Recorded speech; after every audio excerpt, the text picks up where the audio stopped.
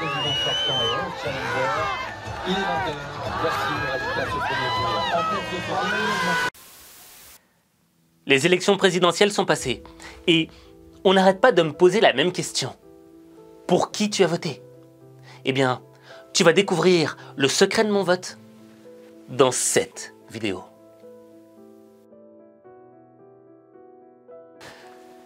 Déjà, tu dois savoir que j'ai fait le choix de ne pas voter pour un chef. Mais un chef selon ma vision des choses. Et c'est quoi cette vision? Eh bien, le meilleur moyen pour te l'illustrer, c'est l'exemple de Ursula et Charles. Une histoire de canapé qui vire à l'incident diplomatique. La semaine dernière, Ursula von der Leyen, patronne de la Commission européenne, et Charles Michel, président du Conseil, étaient en visite à Ankara pour tenter de renouer des liens distendus avec le président Erdogan.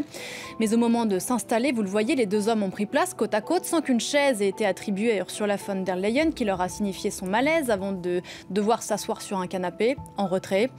Camouflé, humiliation, misogynie, la vidéo de ce Sofagate n'en finit plus de faire réagir. Ankara évoque des histoires de protocole. Le poids politique de la scène est assez lourd. Alors, il faut que tu saches que cette scène, elle a créé un tollé à l'international. Pourquoi? Parce que Charles Michel, lui, c'est le président du Conseil européen. Et Ursula von der Leyen, c'est la présidente de la Commission européenne. Alors, quelle est la différence entre les deux? J'en sais rien. Mais ce qui a choqué le monde, c'est le fait que Charles Michel, lui, ait pu s'asseoir sur une chaise. Tandis que Ursula, elle, a dû se contenter du fauteuil. Et là, dans les médias occidentaux, on a vu du Erdogan bashing, Erdogan le machiste. Erdogan n'a pas prévu une chaise pour la présidente de la Commission européenne parce que c'est une femme. Déjà surnommé cet épisode le Sofagate, Nicolas Traîneau. Le soupir d'Ursula von der Leyen, qu'on entend très discrètement, est devenu viral sur les réseaux sociaux quand, stupéfaite de ne pas avoir de fauteuil, elle reste debout devant les hommes.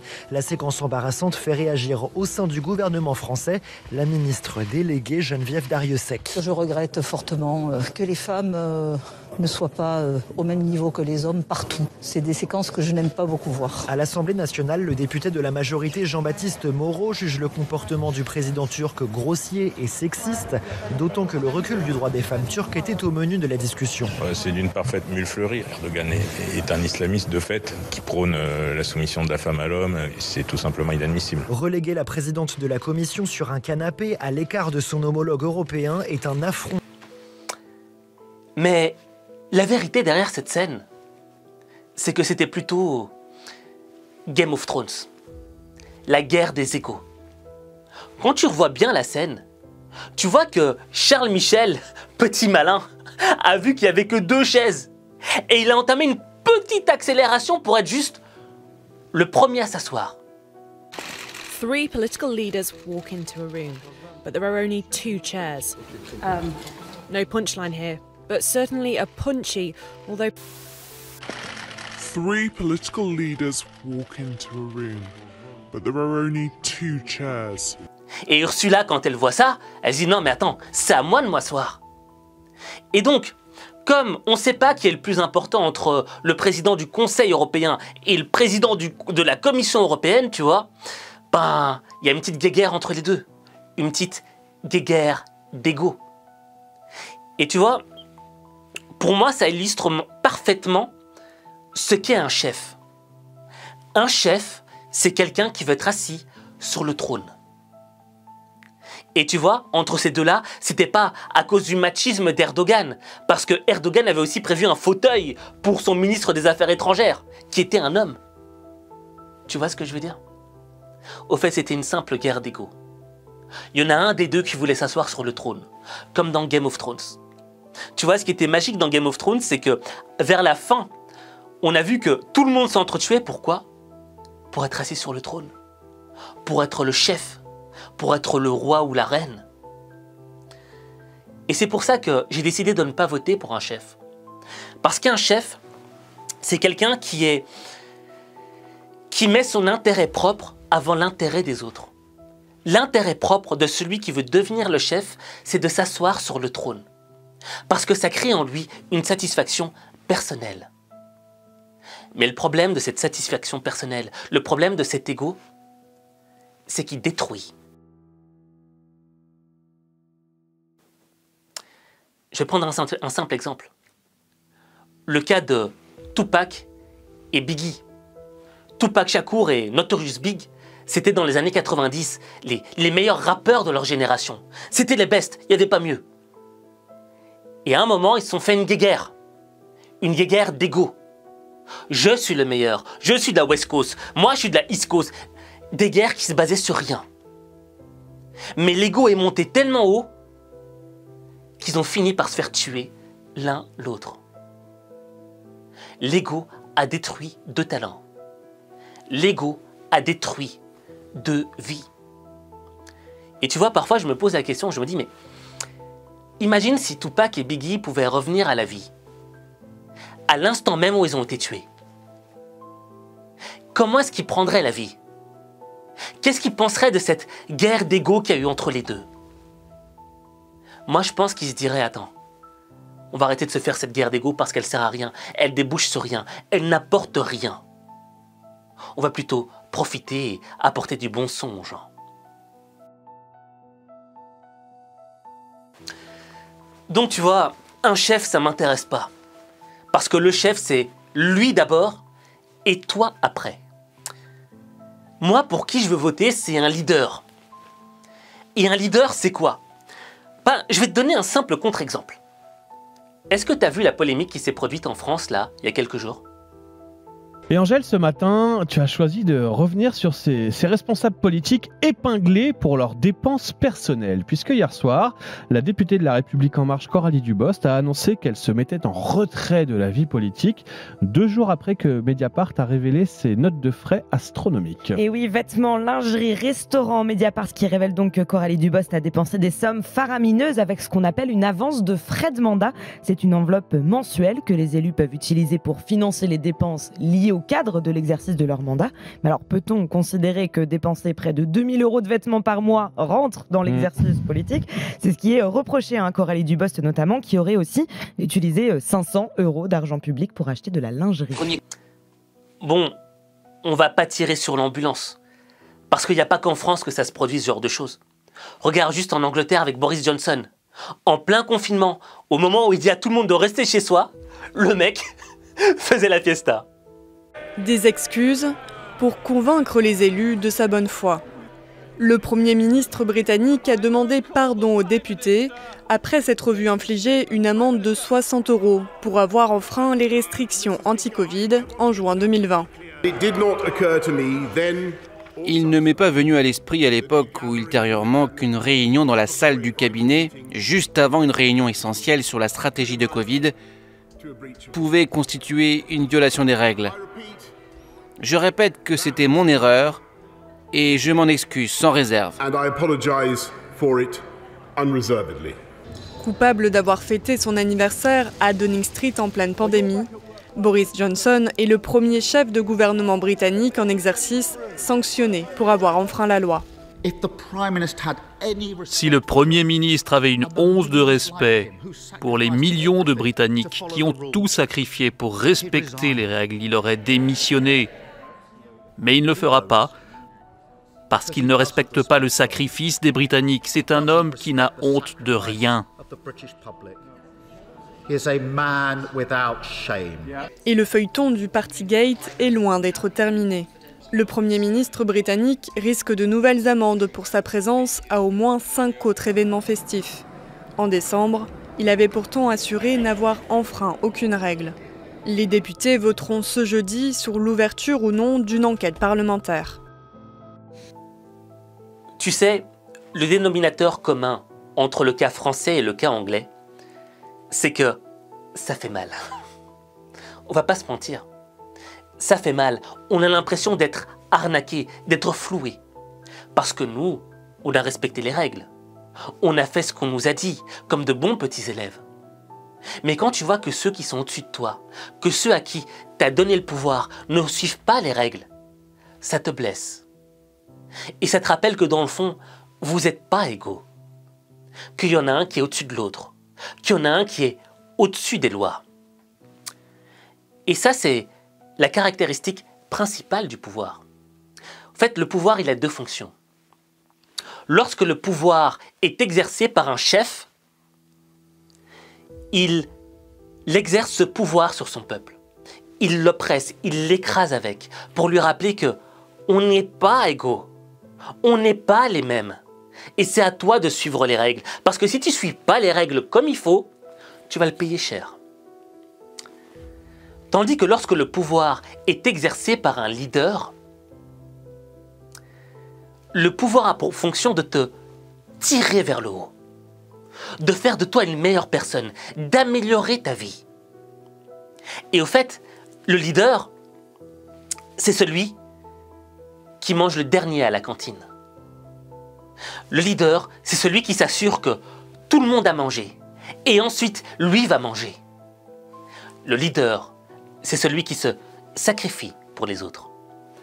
Et pour moi, le plus bel exemple du leader, celui qui m'a fait pleurer des larmes comme un gosse, c'est celui de Erwin Smith.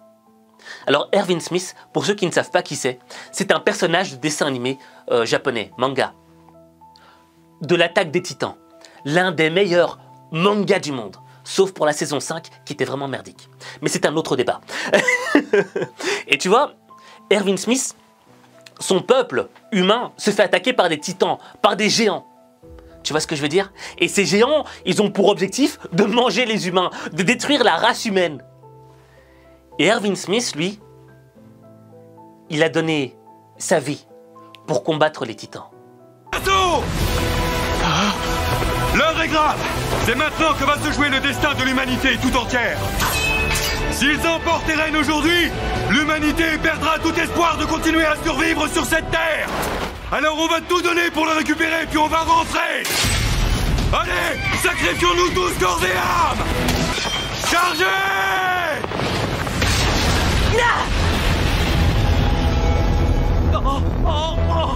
Major oui! Je vous ai dit de charger! Eren est droit devant, c'est le moment! Ne vous arrêtez pas! Il a perdu un bras. Et lors de la des dernières des batailles, il a donné sa vie pour que la race humaine l'emporte sur les titans. Et je sais, ça peut paraître ridicule comme ça. Mais quand j'ai vu comment est-ce qu'il est sur son cheval, il est parti droit devant, face à la mort, sachant que la mort l'attendait, ça m'a fait verser des larmes. Parce que j'ai vu c'était quoi un vrai leader. Le leader, c'est celui qui s'oublie pour les autres. Concernant les nouveaux engagés, ils partiront en exploration extramuros dans 1 mois. La probabilité d'y laisser la vie est d'environ 30%. Dans 4 ans, la plupart des recrues de cette année seront tombées. Cela étant, ceux qui franchiront ce cap fatidique deviendront d'excellents soldats aux chances de survie élevées. Maintenant que vous savez à quoi vous allez vous exposer, que ceux qui sont prêts à risquer leur vie restent ici. La décision vous appartient. Vous n'avez qu'une question à vous poser. Êtes-vous capable de vous sacrifier sans hésiter pour la survie de l'humanité?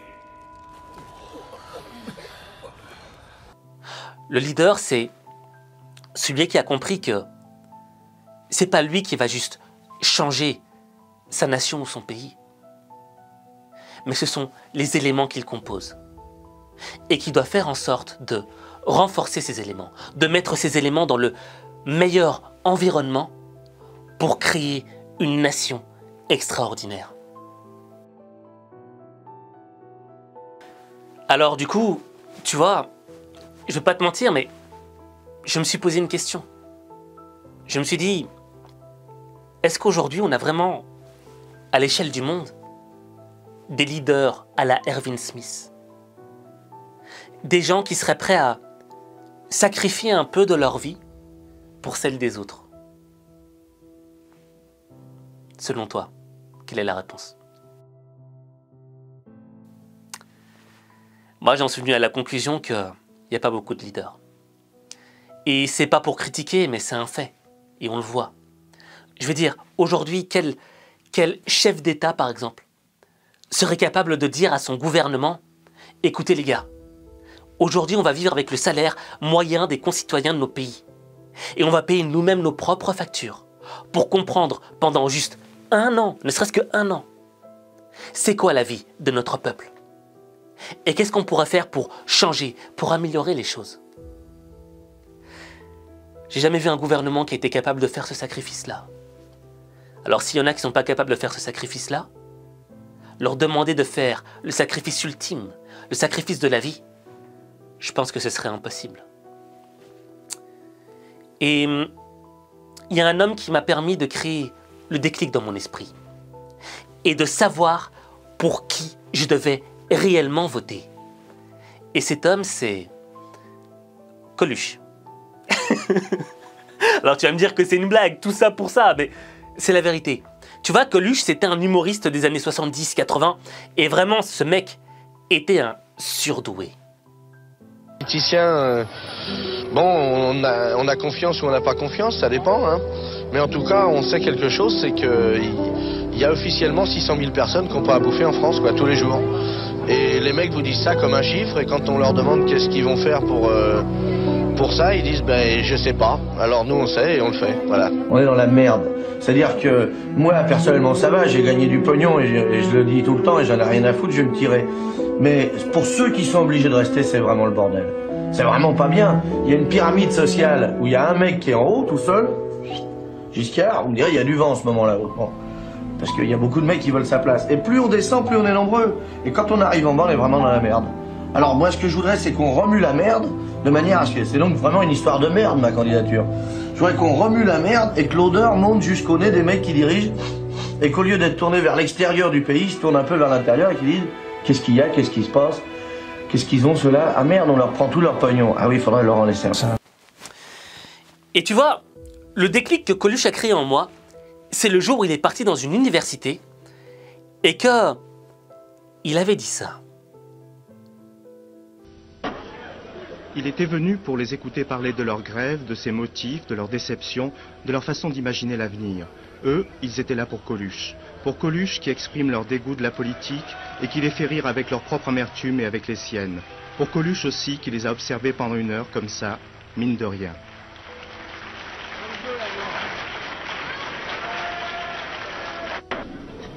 Bon alors, voilà. Il y a un certain nombre d'entre nous dont je fais partie, qui doivent se demander ce que je viens foutre là. Et surtout, qu'est-ce qu'il va bien pouvoir raconter. Alors en gros, j'en ai aucune idée. Alors vous aussi, vous êtes un déçu du socialisme.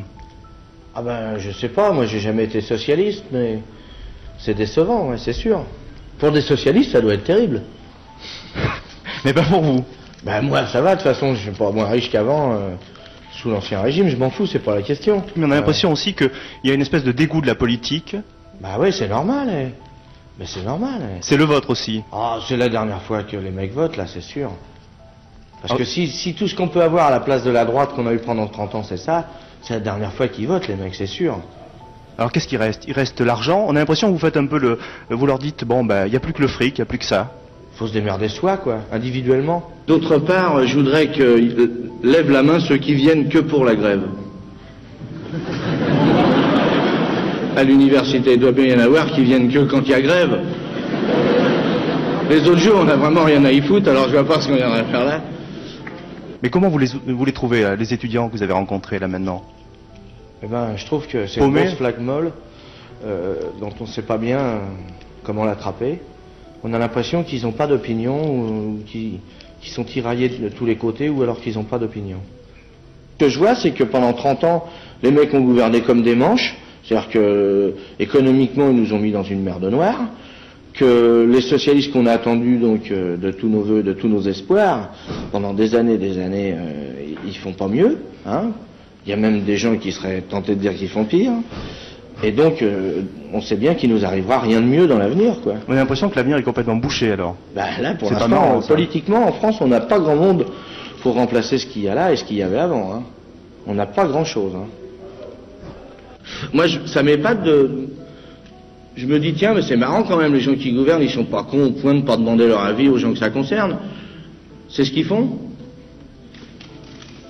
Ils vous demandent pas de votre avis, vous n'avez pas d'avis. Qui c'est qui a un avis sur ce qu'il faudrait faire? Bon, une autre question?